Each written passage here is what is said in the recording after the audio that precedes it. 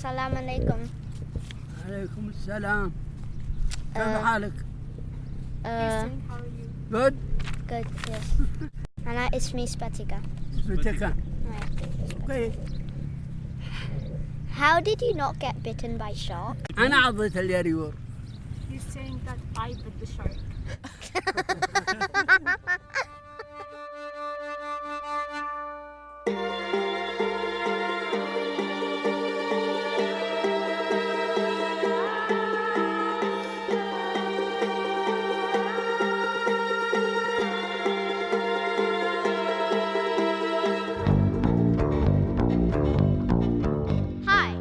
Spatika. I'm 8 years old and I'm here with my friend Liz. Hi. She's from New York and together we're discovering new old things in Dubai that have been around a lot longer than I have. In each episode, we time travel through Dubai to uncover what this city looked like in the past, and we track down the people who are connected to our place or topic to ask them questions. For this episode, we journey beyond the limits of Dubai. Tell me more! In this episode, we look at the tradition of pearl diving in Dubai and the larger Gulf region. Spatika, what made you want to do an episode on pearl diving? Well, because it's part of the UAE's heritage and contributed to the UAE's growth. And I read about it in this amazing book called An Amazing Nation. You knew much more about pearl diving than I did when we started researching for this episode. I knew it was a big part of the economy, but I didn't realize that language, songs, clothing, and travel were all part of the culture of diving for pearl. Many people got very rich off pearl diving, while others did hard and dangerous work for little or no pay. By the early 20th century, the Gulf region supplied up to 80% of the world's pearls. But then a lot happened in the world, including the Japanese invention of cultured pearls and the discovery of oil in the Middle East. This brought the pearl diving days to an end. Luckily for us, there are still people who hold the secrets and carry on the traditions of pearl diving. Listen as Salem Al Roum, a poet and former pearl diver, Hasan Hujairi, a composer, historian, and expert on pearl diving music, and Abdullah Al Suwaidi, a modern-day pearl diver committed to continuing the pearling tradition, tell us more. We first talked to Mr. Salem Al Roum, a Dubai resident who worked as a pearl diver from the late 1950s to the early 1970s. We met him on the beach in Jumeirah, very, very early in the morning. He goes to the beach every day to make fish cages, something he does for fun. He was accompanied by his grandson Khalifa Al Roum and translator Salama Ahmed. How old were you when you first went to sea? الغوص عمري تقريبا والله 12 سنة. مو ب7 سنوات قلنا؟ أول 7 سنوات يلاس. أي يلاس ويطري يلاس. يلاس عام 8 زين ويوم أول ما غص 12 سنة ها؟ لا ب 14.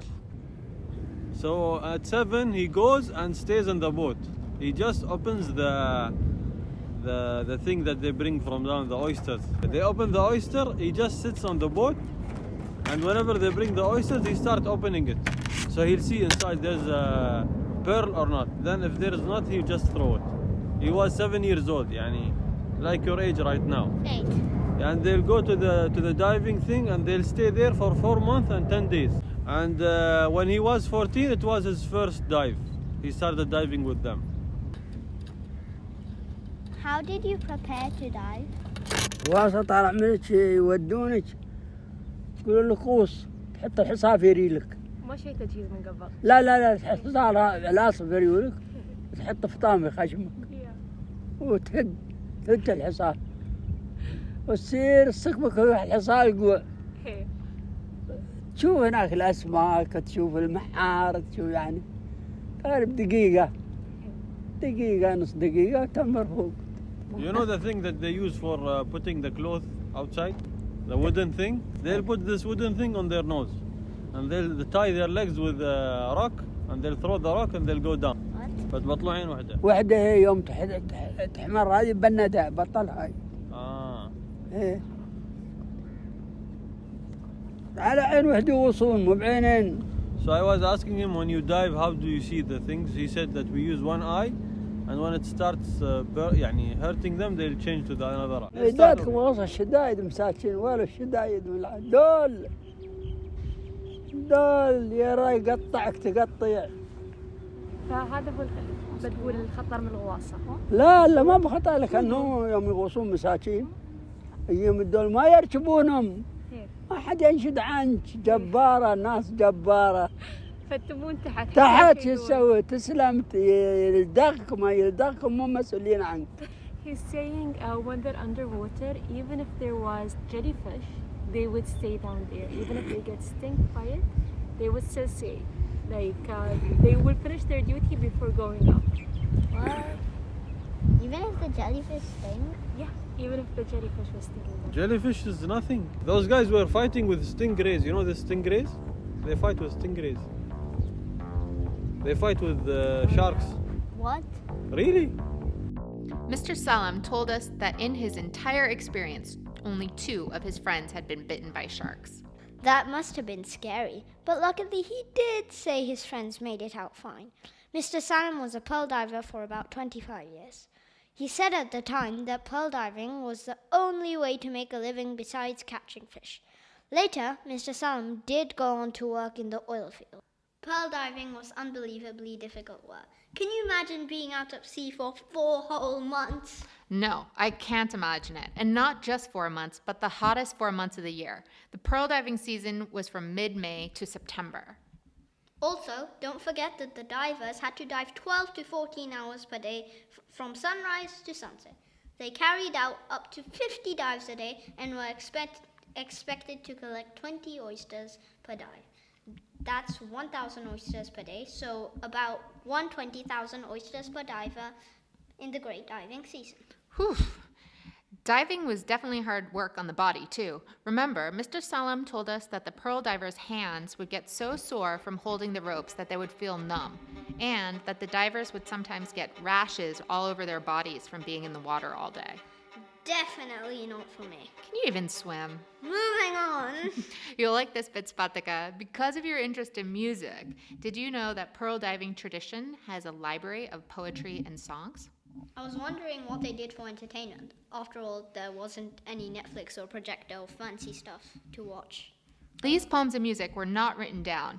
Instead, they were passed down orally by hearing and memorizing it, and much was passed down from father to son. Some of the music is at least a few hundred years old, possibly older.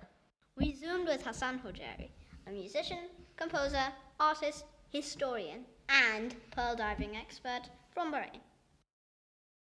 Why were pearl diving songs sang? So while they're working on the ship, they would have songs that they would sing for work, you know? So for example, when they're rowing the oar, when they're raising the sail, when they're all asleep and there's somebody who stays awake to make sure there are no pirates or there's no sudden accidents that happen. And also when the men would dive into the water, there would be a song so that they can keep track of how long they've been underwater, because they didn't use the air tanks, they didn't have a way to breathe underwater like we do now. So that's one type of song, music, that was sung for work on the ship. But there's another type of pearl diving music that was sung on land. So 4 months a year, we had these pearl divers, they lived on the ship and they worked on the ship. For the remaining 8 months of the year, they were on land, but usually at night, after they're done work. So when they're not working on the ships, they become farmers, they become merchants, they do different kinds of jobs. But at night, just to relax a little bit, many of the men who live together on the ship, they're good friends and they like to come together and they like to just sing songs together and remember their life at sea. And so there's a type of music that's basically pearl diving music, but it's not sung on the ship, it's sung on the land, if that makes sense. So we have those two types of songs.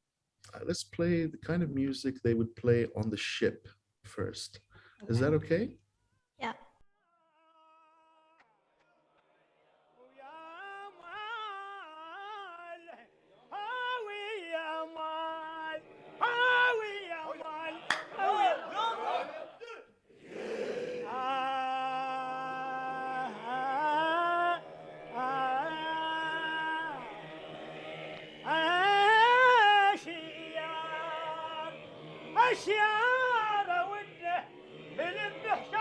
What?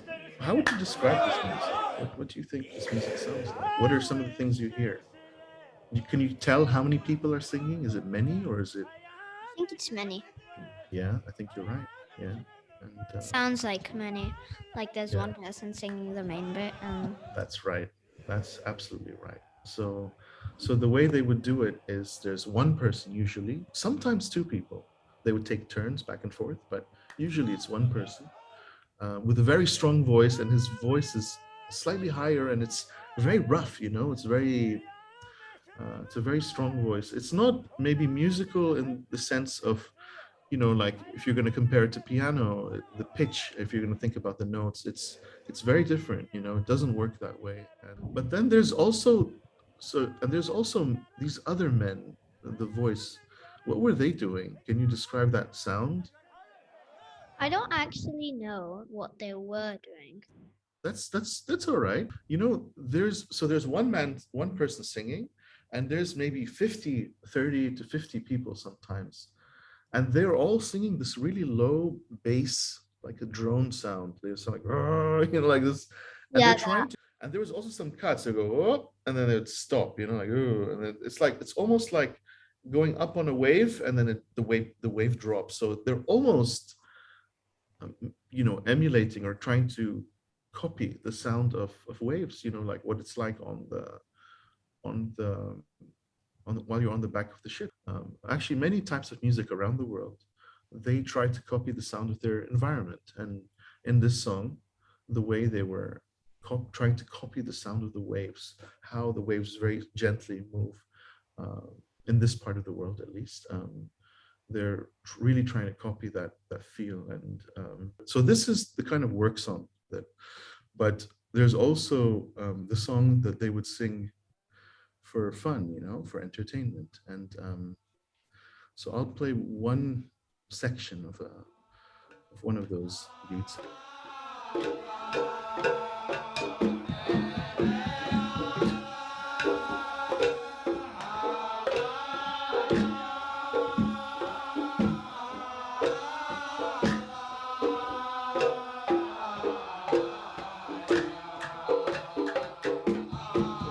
The problem with the recording of audio is you can only hear the sound. You cannot see what's also happening. So each of these rhythms also have a dance that goes with it. So they all sit in a circle, really close, tight together, and they have one person, the lead singer, and then all these other men, they're singing. But then there's also maybe one or two people who stand up at some point, and they would start doing a dance. And the dance there's a lot of spinning, a lot of jumping, and it's kind of fun. It's really interesting. Sometimes I have friends who play this music, and I go sit with them and I listen to them play. They could play this rhythm for hours. They can keep going for hours, and so it feels like it has no end, really. It's if that makes sense. Have you heard them play the rhythm for hours? Yeah, I have. Yeah, I do. How long? And I think around 3 or 4 hours once we sat down. What? You have the patience. Spatka, I have a question for you. What does a composer mean? Who's a composer? Someone who reads music. Correct. Someone who writes the music or creates the music. But in this music that we heard today, the problem is we don't know who started it. We don't know who the composer is. And now some people think that not all music is composed by one person. Some types of music are composed by a group of people at the same time, collectively. A group of people would write one song together. And so some people think that this music was written by many people over many years. And so maybe what it sounds like now in this recording is not exactly the same as what it sounded like a few hundred years ago. But we think this music might be at least a few hundred years old, but it might be older. It might have something from a few thousand years ago, but we don't know exactly because the language changed. People in the region didn't always speak Arabic. There were older languages, and so the lyrics might have been in a different language. We don't know.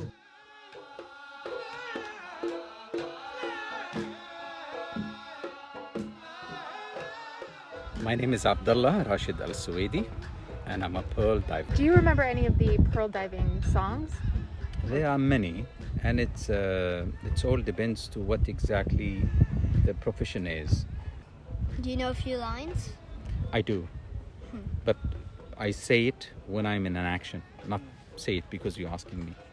Yeah, one day when you go with us, we'll put the sail on and we'll depart onto the deep sea. Then we'll make songs, because this is where we need songs. Here, you don't need songs. There, you need songs and entertainment. Mr. Suwaidi at his pearl farm, Suwaidi Pearls, located in the fishing village of Al Roum in Ras Al Khaimah, which is about an hour's drive from Dubai. His pearl farm is actually in the sea, so to get there, we took a tugboat, one of the traditional pearl diving boats that could carry about 30 or more sailors.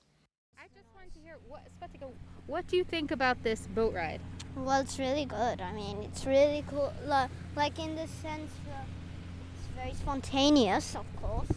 I mean, I was thinking, look, let's just walk to the pearl farm. Let's hope it's nearby. And then suddenly we end up on this boat. I'm still wondering, how did we end up here? I'm not sure, but how would you describe what we're seeing now? Like, I think it's really nice because you have a blend of nature over there and civilization, kind of a bit old civilization over there, and some trees around, and, well, water is a symbol of nature, and you see the mountains with a bit of fog blurring them a bit, so, and the sky blending in, so it's good. Did you hear anything? Yeah, I hear the noise of the water. I can point it. This might be a bit risky. Let's not risk it. So we are in a historical spot, but as far as I know, my grandfather has told me all the stories of this place. It was known for catching beautiful pearls. He didn't say that.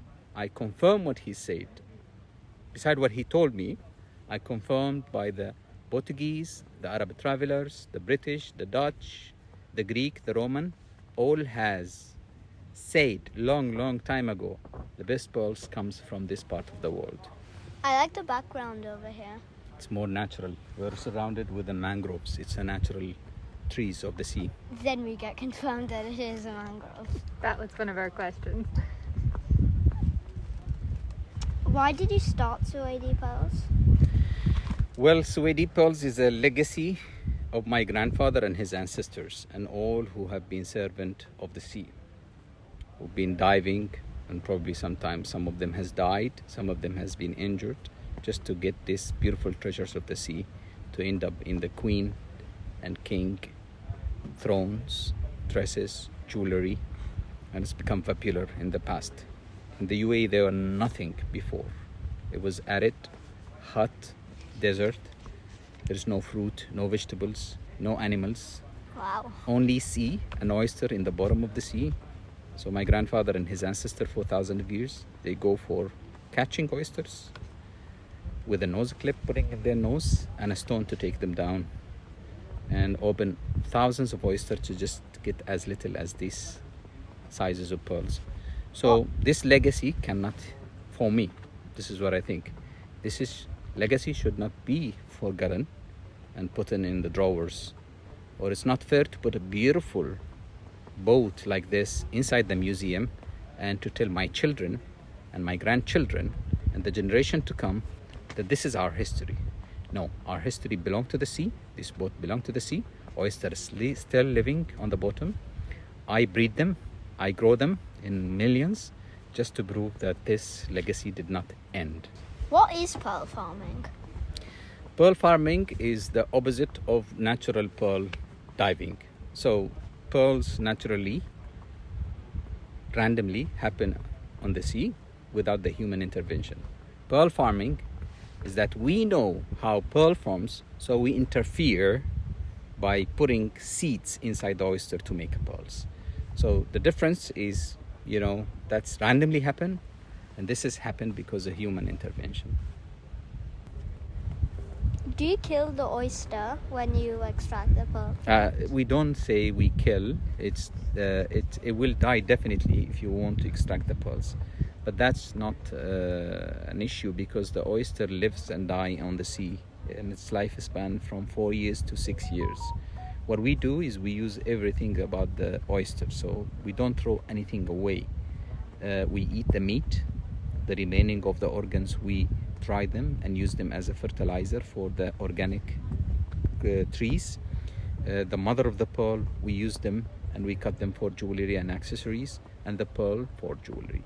So we are a 360-degree environmentally responsible project, where you see here we are not using any electricity. It's all run by solar power. You have solar panels? Yes, we do have up here and the other side as well. So are you reviving the pearling industry by doing this? I do. This is my vision, is to bring back the legacy, because I don't believe that this is ended. It's not yet. I think it's ended because of the oil replacing the economy of the pearl, but even oil now is starting to decline, and the future will depend on other resources. Pearl's one of them. Now, Svetlana, what do you think the women were up to while the men were away at sea? Waiting? Haha, you wish. You bet. Seriously, the women had to take care of everything while the men were away at sea. They were responsible for running their homes, supporting their communities, and their families. Now, what did you learn from our interviews? I found it fascinating that most pearl songs were composed and sung by many people. Yeah, I agree. And also that the songs could be performed for hours and hours on end. What else? I found it a health hazard that divers closed one eye and opened the other to see, and when the eye hurt, they switched. Yeah, remember, we also learned that diving sometimes resulted in blindness and also punctured eardrums. Anything else from the interviews? It was crazy that the pearl divers could stay underwater for up to 3 minutes. Could you do that? Of course, with goggles and a nose clip. I mean, they didn't have goggles, but with goggles, and if I was holding my nose like this, maybe yes. I'm not so sure about that. But what I am sure about is that you can find details about the pearl diving music Hasan shared with us and information on how to get to Suwaidi Pearl Farm on our show notes. We've also just launched an Instagram account, tellmemore.dubai, where you can find photos of some of the places we've visited and the people we've met. This episode of Tell Me More was brought to you by Amaya Media. It was produced and edited by Liz McEnany and hosted by me, Spatika, and Liz. Our fantastic music is composed by Daniel Belka.